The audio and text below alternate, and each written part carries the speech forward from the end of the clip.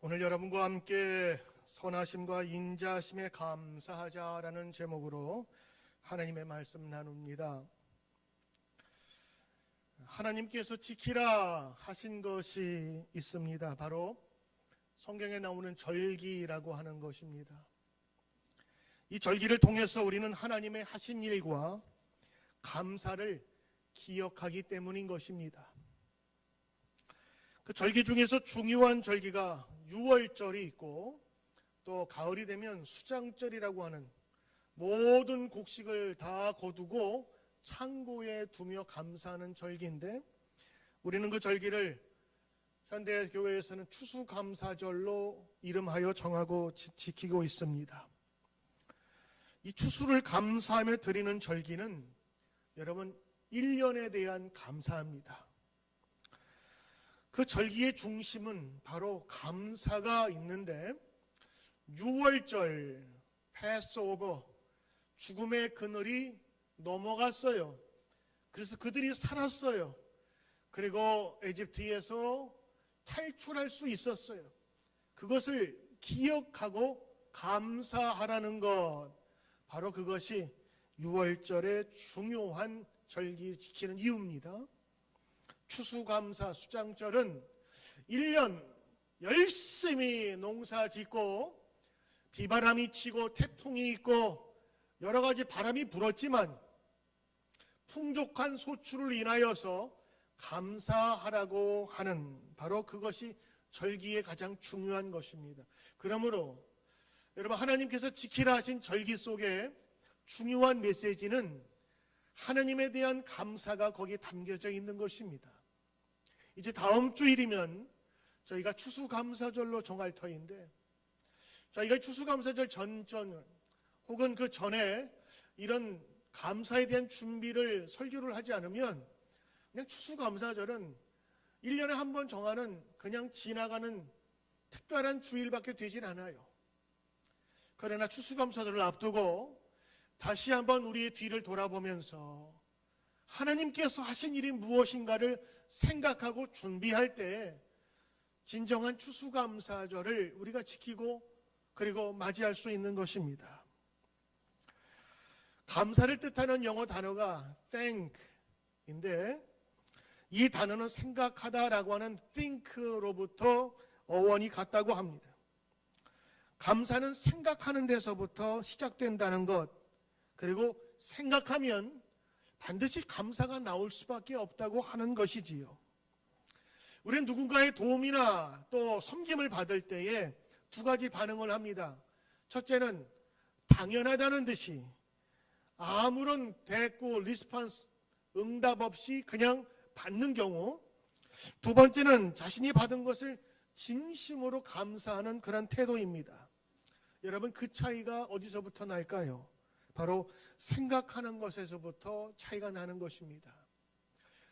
그 사람이 나를 위해서 얼마나 이것을 위해 수고하고 애썼을까 하는 것을 생각하다 보면 감사가 저절로 나오게 되는 것입니다. 전도서 7장 14절에 보면 형통한 날에는 기뻐하고 곤고한 날에는 되돌아보라, 생각하라라고 얘기를 하고 있어요. 형통한 날에는 기뻐하라라는 말은 기뻐하면서 즐거워하고 감사하라는 말이 되고요. 또 하나, 그렇다면 곤고한 날, 곤란하고 고통스러운 날에는 어떻게 해야 되는가?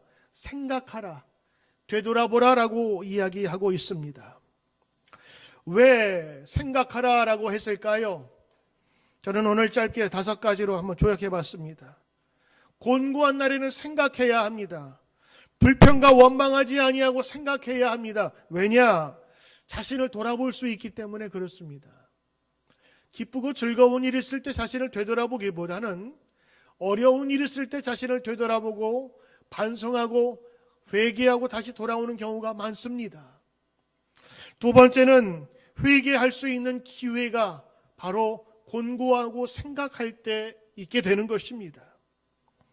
그리고 세 번째는 지난날 하나님께서 여기까지 인도하신 일을 생각할 수 있기 때문에, 그래서 뒤를 돌아보며 생각하는 것이 필요하고, 네 번째는 이 곤고한 날에도 하나님이 함께 하시는구나라는 것을 깨닫게 되는 것입니다. 기쁘고 즐겁고 그리고 마냥 행복할 때만이 아니라 이 어려울 때도 함께 하시는구나를 깨달을 때 그제서야 진정한 사랑을 깨달을 수 있는 것입니다. 그리고 마지막에는 내가 어떻게 살아가야 할지를 깨닫게 됩니다. 역사적으로나 개인적으로나 중요한 결단을 하게 될 때는요, 행복하고 좋은 일이 일어날 때보다 어려웠을 때, 고난이 있었을 때, 그리고 그것을 감수하고 대가를 치르면서 내가 무언가를 이루었을 때, 그때 인생에 있어서 참된 가치와 결정들이 나오는 것입니다.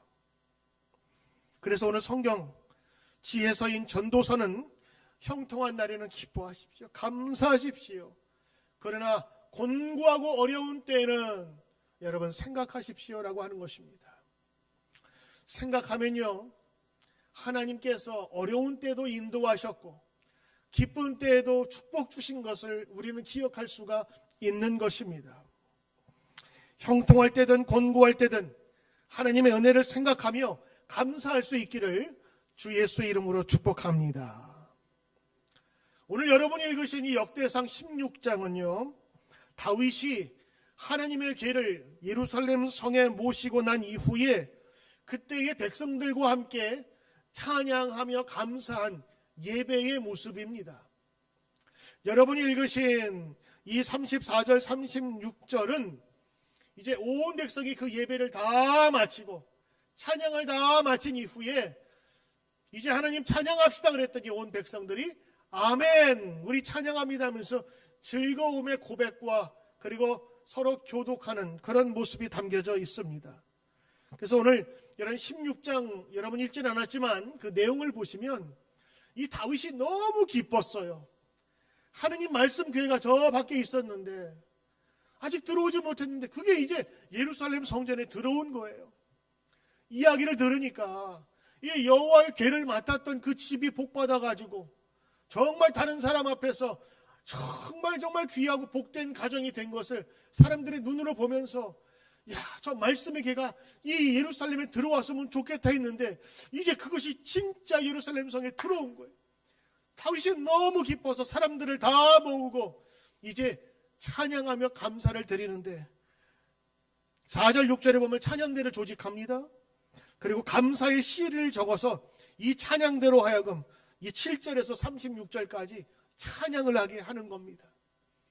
그중에 여러분이 읽으신 그 감사의 이유가 있습니다. 첫째, 하나님은 선하시다. 둘째, 하나님은 인자하시다. 두 가지. 과연 다윗이 찬양한 그 고백은 무엇일까요? 오늘 다윗이 언급한 이 감사와 찬양은 시편에도 그대로 나와 있어요. 시편 96편, 시편 105편, 시편 106편이 바로 이 중심된 내용을 그대로 표현한 찬양 시입니다. 그 감사의 내용은 이렇습니다. 첫째, 신실하신 하나님 찬양하자라고 하는 것입니다. 신실하다는 말은 영어로 faithful, 충성되다 이런 얘기인데 흔들리지 않는다는 것입니다. 무엇이 흔들리지 않느냐? 다윗 왕 이전에 모세에게 약속하신 하나님의 약속이 있어요. 아브라함에게까지 약속하신 하나님의 그 선조 때부터 역사하신 약속의 말씀이 있어요. 내가 너의 씨를 바다 모래처럼 많게 하리라. 그리고 모세로 주신 약속, 너의 후대들로 하여금 하나님의 나라를 건축하게 하며 새로운 약속의 땅에 이르게 하리라. 조상 때부터 유리방랑했던 그 사람들이 나라를 이루고 그 땅을 가지고 이제는 이 다윗을 중심으로 한 왕조를 이루게 된 것에 대한 감사를 지금 드리고 있는 것입니다. 여러분 생각해 보세요. 다윗의 감사는 그냥 즉흥적인 감사가 아니었어요. 과거를 뒤돌아보면서 하나님께서 약속한 것을 반드시 이루시는 분이시라는 것을 그가 생각하고 공부하고 말씀을 보았더니 깨닫고 알게 된 거예요. 감사할 수밖에 없었던 거예요. 그래서 하나님의 신실함에 대해서 감사했어요. 두 번째는 하나님의 인자하심에 대해서 감사했어요. 다윗도 알고 있었습니다. 그들의 선조들이 어떻게 범죄했는지를, 그들의 역사 속에서 어떻게 하느님 앞에서 멀어져 갔는지를 너무도 잘 알고 있었어요. 그런데도 불구하고 하나님께서 신실하신 그 약속을 지키기 위해서 오래 참으셨어요. 그래서 다윗이 볼 때는 너무 인자하신 하나님 고맙습니다. 그래서 오늘 찬양의 주제는 그의 선하심을, 그리고 그의 인자하심을 감사하며 찬양하라고 하는 것입니다. 오늘 이 감사와 찬양은 생각하지 않으면, 기억하지 않으면 절대로 하지 못할 감사였던 것입니다. 다윗이 했던 것처럼 우리 추수감사절을 맞이하는 성도들, 그리고 매일매일 삶 속에서 하나님의 은혜를 간구하며 감사하는 귀한 성도 되시길 주의 이름으로 축원합니다. 그런데 말입니다, 오늘 여러분들이 이 감사하고 있는 다윗의 형편을 한번 살펴볼 필요가 있습니다.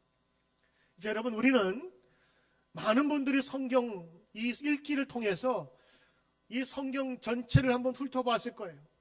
이스라엘 역사를 살펴보는데 그 역사를 보면 지금 어떤 형편인지 대강 여러분 감을 이제 잡으실 수 있을 거라 생각합니다.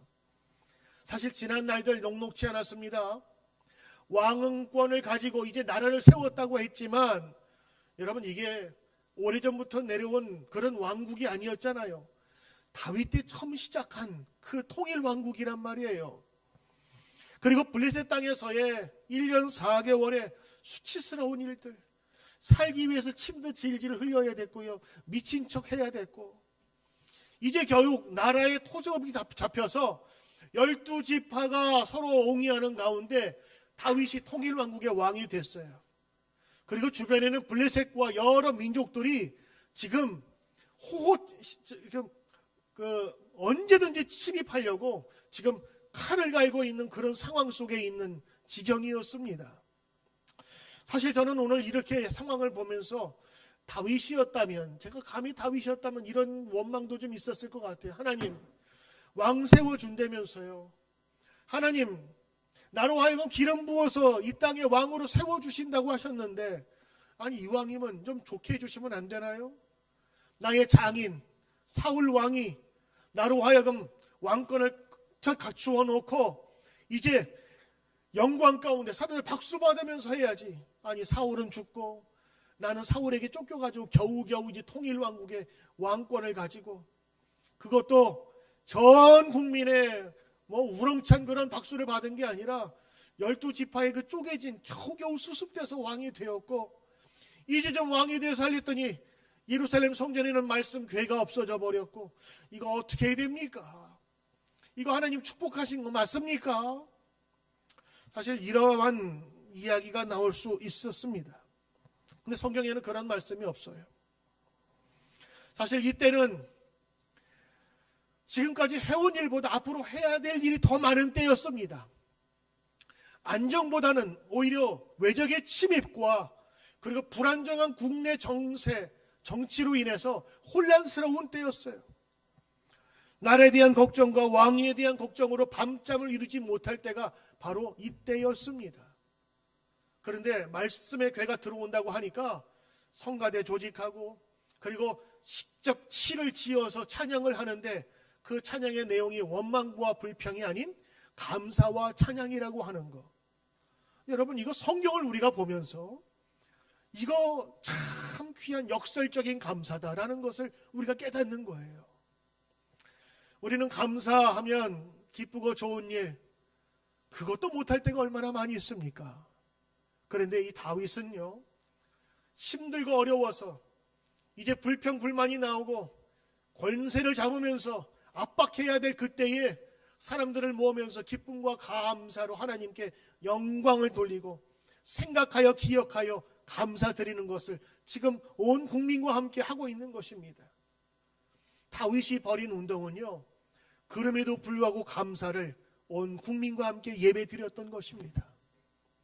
사랑하는 성도 여러분, 추수감사절 우리가 지낼 때 메이플라워를 타고 저 유럽에서 종교의 자유를 찾아서 온 여러분, 그 개척자들을 여러분 기억하실 것입니다. 그분들은 자신의 하나님을 정당하고 자유롭게 믿을 수 있는 자유를 위해서 그 모든 것을 버려두고 자유를 택하여 이 땅에 온 것입니다.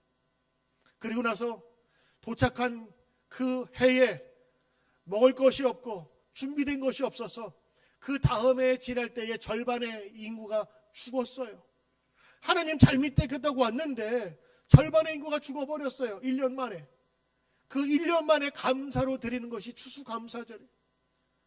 그러므로 여러분, 이 추수감사절은 풍요함에 대한 감사이기도 하지만 어려움에도 하나님이 도우신 것에 대한, 그리고 그것을 찾아서 기억하여 생각하여 드리는 감사가 추수감사절의 진정한 감사의 정신인 것입니다.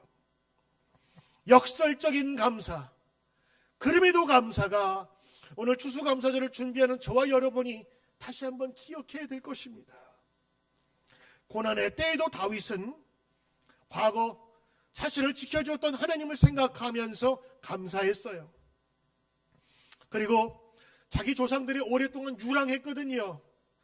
그 속에서도 함께 하신 하나님의 도우심을 보면서 감사했어요. 다윗이 얻은 결론이 있습니다. 하나님은 신실하십니다. 하나님은 변함이 없으십니다. 하나님께서 나를 구원하시겠다 하셨으면 구원하십니다. 그리고 지금까지 참으시고 인도하시고 인자한 모습으로 나에게 보여주신 분이 바로 그분입니다. 그랬을 때요, 그럼에도 감사하고의 결론이 나오게 되는 것입니다. 여러분, 슬픔의 순간, 기쁨의 순간을 지나더라도 누구나 다 다윗의 자리에 설 수 있는 건 아닙니다. 그것은 우리도 훈련이 필요하고 우리 가운데에 하나님의 은혜를 감사하는 그 모습이 있어야 되는 것입니다. 오늘 여러분이 읽으신 이 말씀은 잔치상에서 기분 좋아 흥에 걸려 찬양하는 감사가 아닙니다. 나라의 걱정과 앞일을 염려하는 가운데서도 온 국민이 모여 감사해야 하기 때문에 감사하는 것입니다. 오늘 다윗의 찬양과 감사가 그러합니다. 진실된 감사는 어려움과 전쟁통에서도 구하시고 우리를 인도하시는 하나님께 대한 감사를 드리는 것입니다. 올 한 해는 참으로 다른 해보다 어려웠던 한 해로 기억이 됩니다. 그리고 어떻게 지나갔는지 모르게 너무도 충격적인 뉴스들이 많아서 그냥 제 기억 속에는 3, 4개월이 그냥 빈 것 같은 느낌이 들어요. 코로나로 인해서 봉쇄, 격리, 사회적인 거리 두기, 경제적인 침체, 나라마다의 단절, 이 모든 것들이 소셜 디스턴스라고 하는, 여러분 사실은 소셜이라고 하는 그 단어는 굉장히 좋은 단어입니다. 사회적인, 사교적인 그런 뜻으로 사람과의 가까움을 상징하는 게 소셜이라는 단어예요. 근데 소셜 디스턴스, 원래는 서로 교통하고 서로 통하는 것을 이야기하는데 우린 지금 어떻게 사용하고 있어요? 소셜 디스턴스 하면 이거는 떨어져야 되는 것이고 상대방과 멀어져야 되는 것이고, 예전에는 허그도 있었잖아요. 요즘 허그하면 큰일 나죠. 요즘에는 만나면 우선 이게 기본적인 자세입니다. 이게 뭐예요? 방패하고 지금 맞겠다고 하는 거예요. 당신이 나에게 오는 거 거부하고 내가 당신한테 가는 거 맞겠다는 거예요. 우리 교회에서도 그러고 있어요. 코로나가 주는 이 엄청난 악의 뿌리들은요, 사람들을 다 찢어 놓아버렸어요. 오늘 여러분 뒤돌아보면 이런 어려운 시절에도 불구하고 하나님께서 우리의 도움이 되시고 지켜주신 은혜를 한번 생각해 볼 수 있습니다. 어떤 것일까요? 코로나로 인해서 우리는 집에 머물게 되었지만 그러므로 인해서 그동안 저녁 먹기도 한번 힘들었던 가족들이 이제는 저녁에 가족이 모일 수가 있게 되었어요. 너무 모여서 탈이라지만 오히려 가족이 함께 할 수 있었던 시간이 되는 거예요. 학교로 인해서, 직장으로 인해서 뿔뿔이 흩어졌던 가족들이 하나로 뭉칠 수가 있게 되었어요. 오히려 이럴 때에 가정에서 신앙교육을 더 잘할 수 있는 기회로 삼는다면 이거는 우리에게 좋은 기회가 될 수 있는 것입니다. 때로는 경제적인 어려움도 있었지만 그러나 그것으로 인해서 다시 한번 가정의 소중함을 깨닫게 되었어요. 예배가 중단되었습니다. 온라인으로 대체되었어요. 처음에는 좋았는데 성도들 이야기를 들으니까 예배 같지가 않대요. 정성이 없어지는 것 같고, 그래서 예배 모이기를 사모하기 시작했어요. 우리가 드렸던 그 자유로운 예배가 정말 축복된 예배구나 하는 것을 생각할 수 있게 된 것입니다. 곤고할 때 생각하라고요? 맞습니다. 생각해 보니까 하나님께서 이곳까지 인도하셨네. 더욱이 감사한 것은 이 코로나 기간에 수많은 감염자와 사망자가 있음에도 불구하고 우리 교회 교인들, 그리고 이 지역에 있는 우리 성도님들 이야기를 들으면 그렇게 억울하거나 아픈 사람이 한 사람도 없어서 얼마나 감사한지요. 마치 꼭 다른 나라 이야기처럼 들릴 정도로 하나님께서 우리의 민족들과 우리 교우들을 지켜 인도해 주셨던 것입니다. 그럼에도 불구하고 추수감사절에 감사는 드려야 하는 것입니다. 다윗이 했던 것처럼 말입니다. 오늘 여러분, 저는 다윗처럼 살았던 한 분을 여러분에게 소개하려고 합니다. 고난의 때에도 하나님의 선하심을 믿고 감사할 수 있을까? 그 사람은 바로 디트리트 본회포 목사입니다. 1906년 독일 출생, 독일 루터교회 목사이자 신학자이며 반나치 운동가였습니다. 고백교회 설립자 중에 한 사람인 그분은 반나치 운동을 하다가 히틀러 암살 모의를 했다는 죄목으로 투옥 중에 2차 대전 종전 한 달을 앞둔 바로 그때에 39세의 나이로 교수형에 처해서 생애를 마감합니다. 한 달만 살았으면 살 수 있었을걸. 이 보네포 목사님은 교수형에 처하기 전 5개월 전 1944년 12월 19일에 자기 사랑하는 약혼자에게 편지를 씁니다. 그것이 그의 마지막 편지였고 성탄시였습니다. 그 편지의 내용은 이렇습니다.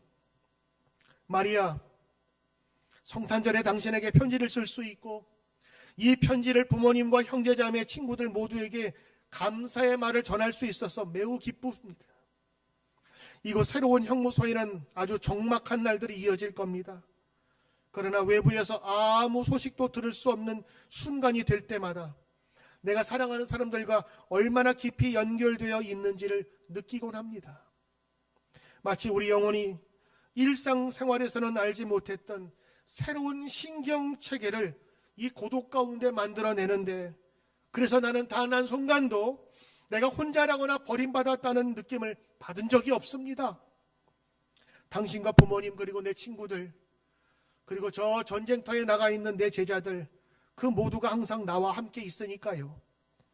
모두의 기도와 사랑하는 마음, 내게 보내주는 성경 말씀, 그리고 지난날 나누었던 대화와 음악, 책 등은 내 옆에서 그 어느 때보다 생생하게 살아 숨쉬고 있습니다. 눈으로는 볼 수 없지만 믿음의 눈으로 확신하며 둘은 나를 덮어주고 둘은 나를 깨워주며라는 옛 동요에 나오는 천사에 관한 노래처럼 보이지 않는 주님의 선하신 권능의 손이 아침이나 저녁이나 우리를 지켜주는 것이지요. 오늘날 우리 어른들은 옛날에 그 아이들 이상으로 선하신 권능의 능력의 보호하심을 필요로 하니까요. 내가 불행할 거라고 생각하지 마세요. 행복과 불행은 도대체 무엇일까요? 사람의 행복과 불행은 환경에 좌우되는 것이 아니라 그 삶 속에서 만들어지는 거라고 생각합니다. 당신과 가족, 친구들이 모두 곁에 있다는 사실 하나만으로도 나는 매일매일 기쁘고 행복합니다. 사랑하는 마리아, 우리가 서로를 기다려온 지 벌써 2년이 되었군요. 용기 잃지 말아요. 당신이 부모님 곁에서 있어서 기쁩니다. 장모님과 온 가족에게 사랑의 안부를 전해주십시오. 지난밤에 떠오른 생각을 시로 적어보았습니다. 이 시는 당신과 부모님, 형제 자매들에게 보내는 나의 성탄 인사입니다 하며 옥중에서 사랑하는 이 마리아에게 편지를 보냈습니다. 그리고 그가 간밤에 간밤에 생각하며 이상으로 받은 그 시를 적기 시작하였습니다. 그것은 바로 선한 능력으로라는 것입니다. 이 곡은 이 시를 독일의 교회 음악가 지그프리드 피에츠라는 분이 곡을 붙여서 만든 곡인데, 그 곡이 바로 조금 전 여러분이 들으셨던 곡입니다. 이런 내용 설명 없이 찬양을 들으면 찬양 좋고 내용 좋네라고 생각할지 모르지만, 오늘 그 속에 담긴 이 목사님의 간절한 바람, 차가운 감옥에서 멀리 떨어져 있고 만나고 싶은 가족들을 그리워하면서 쓴 이 시, 그러나 혼자가 아니라 이 어두움의 새벽을 밝힌 하나님의 분명하고 선하신 손이 반드시 임한다고 하는 믿음, 이건 다윗이 하나님을 생각하면서 신실하신 하나님을 생각과 똑같은 거예요. 그러니 그 감옥 속에서 이러한 시가 나올 수 있었던 거예요. 지금도 많은 사람이 보네포 목사님을 그리워합니다. 그가 반나치 운동가여서가 아니라 이런 고난과 압박 속에서 하나님의 정의와 신실함이 반드시 나타날 것을 그가 확신했고, 그것이 역사적으로 드러났기 때문이었습니다. 오늘 여러분에게 이 곡을 소개하기 앞서서 그 내용을 여러분 보고자 합니다. 그가 밤에 쓴 시는 이렇습니다. 본 그텐 멜텐, 하나님의 선하신 능력으로부터 나는 오늘 억새처럼 함께 살며 활짝 열린 가슴으로 새로운 새해를 맞으려고 합니다. 지나간 날들 우리 마음으로 괴롭히며 악한 날들 무거운 짐이 되어 누를지라도 주여 간절하게 구하는 영혼에게 이미 예비하신 구원을 주소서. 쓰디쓴 무거운 고난의 잔 넘치도록 채워서 주실지라도 당신의 선하신 사랑의 손에서 두려움 없이 감사하며 그 잔을 받으려 합니다. 어둠 속에서 가져오신 당신의 촛불 밝고 따뜻하게 타오르게 하시며 생명의 빛 칠흑 같은 밤에도 빛을 발하니 우리로 다시 하나 되게 하소서. 주님의 강한 팔에 안겨 있는 놀라운 평화여, 낮이나 밤이나 우리와 함께 하시는 하나님은 다가올 모든 날에도 변함이 없으시니 무슨 일 닥쳐올지라도 확신 있게 맞으렵니다. 오늘 이것이 그가 밤에 사랑하는 아내 생각하면서 그리고 하나님의 전능하신 손에 기대어 적은 시입니다. 오늘 여러분 이 곡의 내용을 아셨으니, 배경을 아셨으니 제가 한번 그 내용을 부르려고 합니다. 여러분 아시는 분들 함께 찬양 같이 하면서, 그럼에도 불구하고 고난 가운데서도 함께 하신 분명한 선하신 손이 있음을 우리 함께 찬양하길 원합니다. 주 선한 능력으로 와르시네, 그 크신 발로 날 붙드시네. 주 마음속에 흔들리지 않고 사랑하는 주 얼굴 구하니 선한 능력으로 일어서니 주님만 의지하리 믿음으로 우리 고대 안에 주 오실 그날 영광의 새날을 맞이하니 이전의 괴로운 날 애워싸고 고난의 길을 걷는다 해도 주님께 모두 맡긴 우리 영혼 끝내 승리의 날이 맞으니 선한 능력으로 일어서니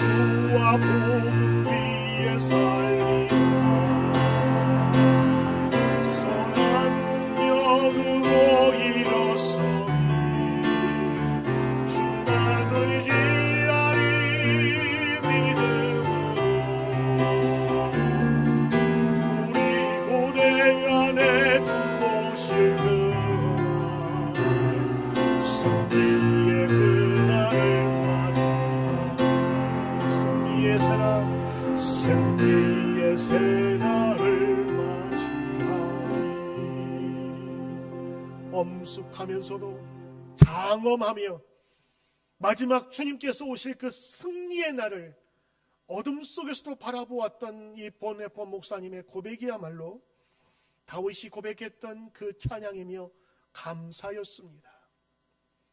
사랑하는 성도 여러분, 우리 모두가 다 불안한 사대, 그리고 앞일을 알지 못하는 시대에 살고 있습니다. 그러나 우리에게는 분명한 믿음이 있습니다. 신실하신 하나님, 약속을 지키시되 끝까지 지키시는 하나님, 그것을 다윗은 하나님의 선하심으로 기억했고 본회포 목사님은 선한 하나님의 능력으로 찬양했습니다. 그리고 여러분이 얼마 전에 읽으신 느헤미야에서는 자기의 위기 속에서 건지신 그 하나님을 하나님의 선하신 손이 나를 인도하셨습니다 라고 믿음으로 고백했던 것입니다. 이제 여러분, 우리 차례입니다. 우리들에게도 칠과 같은 어둠이 있을지라도 하나님의 신실하신 능력과 하나님의 도우심이 바로 우리의 하나님이심을 고백하며 주님께 나아가 감사하며 준비하는 이번 추수감사절을 준비하는 귀한 성도 되시길 주의 이름으로 축원합니다. 기도합니다. 주 선한 능력으로 안으시네. 추운 감옥에서도 본회포는 하나님의 놀라우신 선하신 손이 그를 안고 있는 것을 느끼며 고백했습니다. 주님, 이제 우리 차례입니다. 어려운 현실 속에서 때로는 짜증과 원망과 불평이 나올 수 있을 만한 눈앞에 현실이 많지만, 그러나 조금 더 눈을 떠 멀리 보게 하소서. 곧 다가올 주님의 영광의 날과 선하신 능력이 우리 가운데 있음을 보게 하여 주옵소서. 이것이 믿음의 힘이요 믿음의 축복인 줄 믿습니다. 추수감사를 준비하며 믿음으로 감사로 준비케 하옵소서. 예수님 이름으로 기도드리옵나이다. 아멘.